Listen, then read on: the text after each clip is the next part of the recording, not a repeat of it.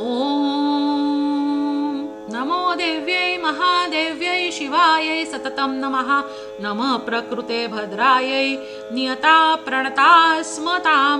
सर्वमङ्गलमाङ्गल्ये शिवे सर्वार्थसाधिके शरण्ये त्र्यम्बके गौरी नारायणी नमोऽस्तुते।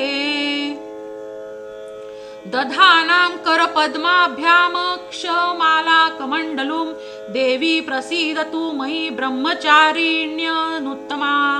ओम ब्रह्मचारिणी देव्यै नमः। ब्रह्मचारिणी का अर्थ तप या चारिणी यानी तप का आचरण करने वाली। देवी का यह रूप पूर्ण ज्योतिर्मय और अत्यंत भव्य है। इस देवी के दाएं हाथ में जप की माला है और बाएं हाथ में यह कमंडलू धारण किए हुए है।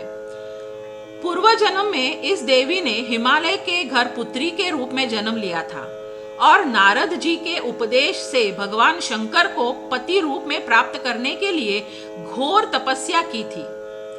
इस कठिन तपस्या के कारण इन्हें तपश्चारिणी अर्थात ब्रह्मचारिणी नाम से अभिहित किया गया।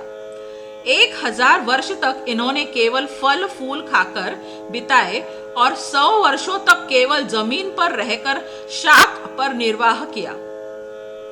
कुछ दिनों तक कठिन उपवास रखे और खुले आकाश के नीचे वर्षा और धूप के घोर कष्ट सहे।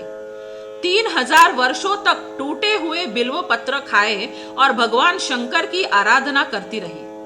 इसके बाद तो उन्होंने सूखे बिल्व पत्र खाना भी छोड़ दिया। कई हजार वर्षों तक निर्जल और निराहार रहकर तपस्या करती रही। पत्तों को खाना छोड़ देने के कारण ही इनका नाम अपर्णा पड़ा था। कठिन तपस्या के कारण देवी का शरीर एकदम क्षीण हो गया।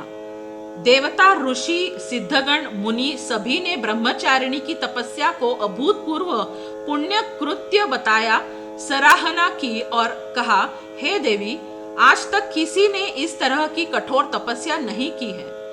यह तुम्ही से ही संभव थी। तुम्हारी मनोकामना परिपूर्ण होगी और भगवान चंद्रमौली शिवजी तुम्हें पति रूप में अवश्य प्राप्त होंगे। अब तपस्या छोड़कर घर लौट आइए। माताजी, आपका घर पे स्वागत है। जल्दी ही तुम्हारे पिता तुम्हें बुलाने आ रहे हैं। इस देवी की कथा का सार यह है कि जीवन के कठिन संघर्षों में भी मन विचलित नहीं होना चाहिए। माँ ब्रह्मचारिणी देवी की कृपा से सर्व सिद्धि प्राप्त होती है। दुर्गा पूजा के दूसरे दिन देवी के इसी स्वरूप की उपासना की जाती है। ओम श्री माता ब्रह्मचारिणी नमः।